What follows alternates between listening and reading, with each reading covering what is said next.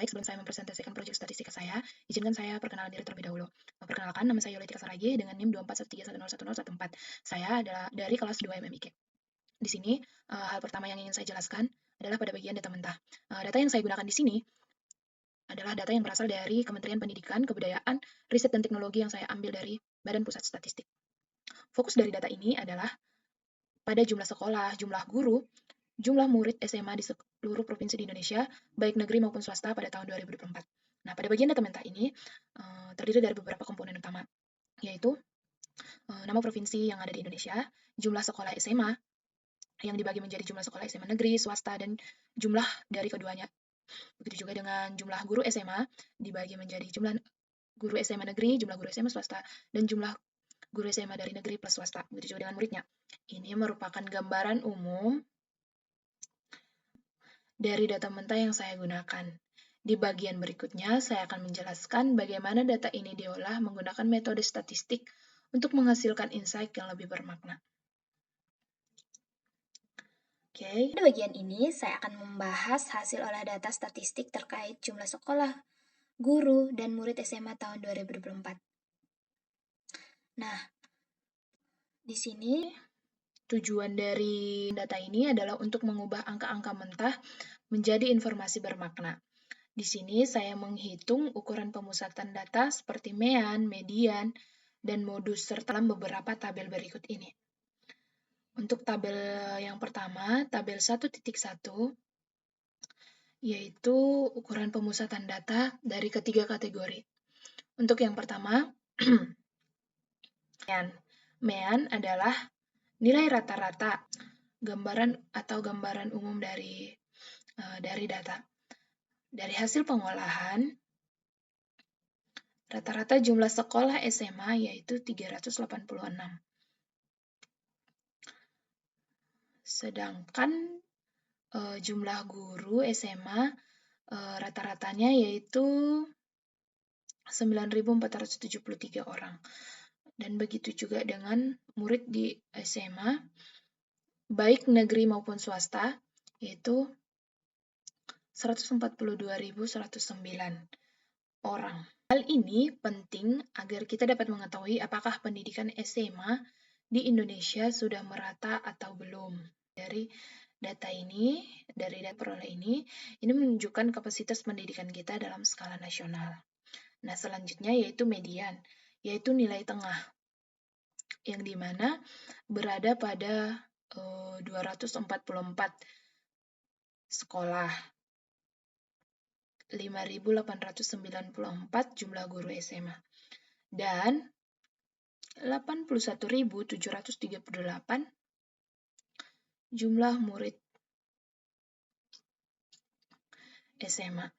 Artinya, separuh provinsi di Indonesia memiliki jumlah sekolah, jumlah guru, dan jumlah murid di bawah angka itu. Sedangkan untuk modus adalah nilai yang paling sering muncul. Di sini, modus hanya terdapat pada jumlah sekolah, yaitu 71 sekolah. Ini menunjukkan bahwa masih ada banyak provinsi yang memiliki jumlah sekolah yang relatif sedikit dibandingkan dengan provinsi lain, yang artinya penyebaran jumlah sekolah di Indonesia masih belum merata. Selanjutnya, yaitu tabel penyebaran data. Ini provinsi dan jumlah sekolah dengan guru 887, sedangkan murid 13.821.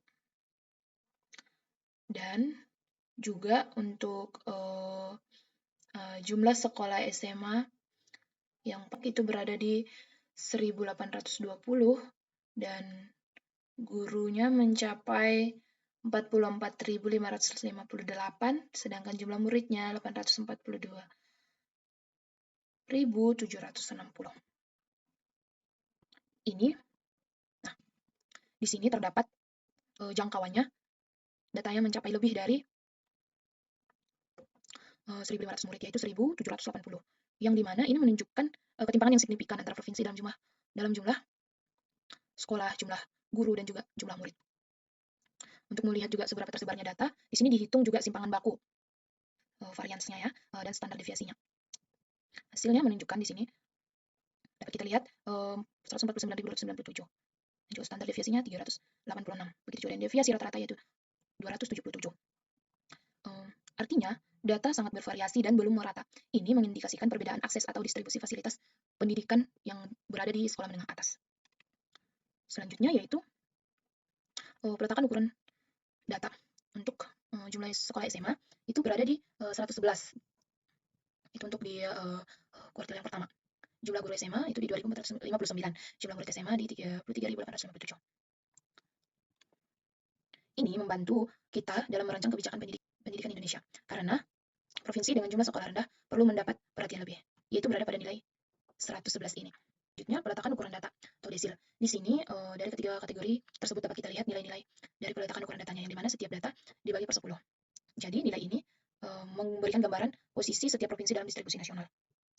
Nah, begitu juga dengan selanjutnya di sini peletakan ukuran data atau persentase. Di sini data P25 atau 20, artinya 25% provinsi memiliki jumlah sekolah di bawah batas ini. Begitu juga dengan jumlah guru, 25% provinsi memiliki jumlah guru SMA, baik negeri maupun swasta, di bawah nilai-nilai ini. Begitu juga dengan muridnya. Untuk P50, ini merupakan titik tengah atau median, yang dimana nilai ini memiliki jumlah di tengah-tengah dari nilai ini. Baik dari jumlah sekolah SMA, jumlah guru SMA, jumlah murid SMA. Begitu juga dengan P75, berarti 25% provinsi dengan jumlah sekolah SMA terbanyak, jumlah guru SMA terbanyak, dan jumlah murid SMA terbanyak berada pada nilai ini. Selanjutnya, teorema Chebyshev. Meskipun data ini tidak mengikuti distribusi normal, teorema Chebyshev ini tetap bisa digunakan untuk memperkirakan sebaran datanya. Contohnya seperti di sini, setidaknya 75 provinsi berada dalam 2 standar deviasi dari rata-rata, dan minimal 88,9% berada dalam 3 standar deviasi. Artinya, data ini memang beragam, tapi mayoritas masih bisa dianggap dalam kisaran wajar. Nah, selanjutnya, di sini saya juga mengurutkan data terurut dari jumlah sekolah SMA untuk mendapatkan hasil grafik mulai dari histogram, OGIF, dan poligonnya. Untuk data-datanya, dari hasil langkah-langkah untuk menyusun data distribusi berkelompok, saya mendapatkan nilai berikut ini. Di sini dapat kita lihat gambar histogram yang menggambarkan frekuensi jumlah sekolah. Terlihat di sini mayoritas provinsi berada pada kategori rendah. Terakhir kita lihat poligon frekuensi, garis yang menghubungkan nilai tengah kelas dengan frekuensinya. Dari bentuk kurvanya kita tahu bahwa sedikit provinsi yang memiliki jumlah sekolah tinggi dan sebagian besar berada pada level rendah hingga menengah. Begitu juga dengan selanjutnya. Di sini kita lihat data terurut dari jumlah guru SMA. Untuk histogramnya, kita lihat di sini frekuensi jumlah guru terbanyak itu berada pada rentang 887 sampai 6.344. Dan di bagian frekuensi 11.803 sampai 17.206, ini dia semakin menurun. Begitu juga dengan selanjutnya. Hanya berada pada presentasi yang sedikit. Terlihat di sini mayoritas provinsi berada pada kategori rendah. Nah, kurva OGIF di sini juga begitu. Ini menunjukkan frekuensi kumulatif, yang dimana garis naik ini menunjukkan bahwa banyak provinsi yang menumpuk di kelompok jumlah guru SMA di provinsi Indonesia. Kita lihat di sini poligon frekuensi, garis yang menghubungkan nilai tengah kelas dengan frekuensinya. Nah, dari bentuk kurvanya kita tahu bahwa hanya sedikit provinsi yang memiliki jumlah guru dan sebagian besar berada pada level rendah hingga menengah. Itu berlaku juga pada data terurut jumlah murid SMA. Dapat kita ketahui di sini. Di sini semakin jelas jumlah murid-murid SMA baik negeri maupun swasta semakin banyak. SMA itu semakin sedikit.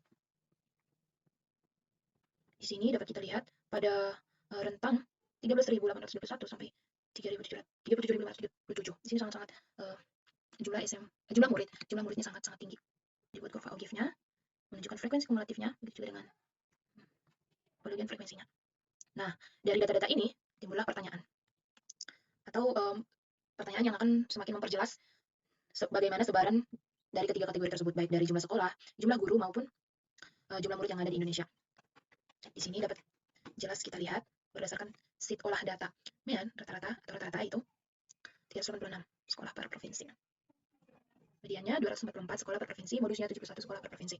Nah, interpretasi dari ini yaitu nilai MEAN lebih tinggi dari median modus. Hal ini menunjukkan distribusi jumlah sekolah tidak merata dengan beberapa provinsi, misal Jawa Barat, Jawa Timur, memiliki jumlah sekolah jauh di atas rata-rata. Nah, implikasi kebijakannya yaitu pemerintah pusat perlu mendorong pembangunan sekolah di provinsi dengan jumlah sekolah di bawah median atau modus agar akses pendidikan lebih merata di seluruh wilayah. Selanjutnya masih dapat kita lihat di sini jawaban-jawaban dari pertanyaan sebelumnya. Di sini sudah saya jelaskan, saya tulis secara rinci.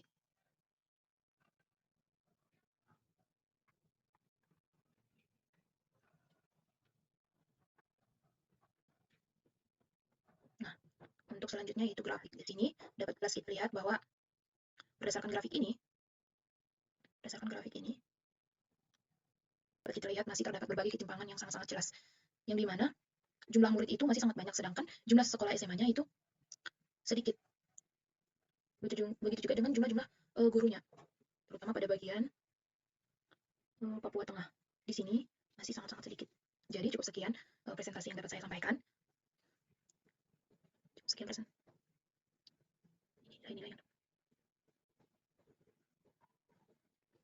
Jadi cukup sekian yang dapat saya sampaikan. Saya akhiri proyek statistika saya. Jadi sekian yang dapat saya sampaikan. Untuk jadi sekian yang dapat saya sampaikan. Terima kasih.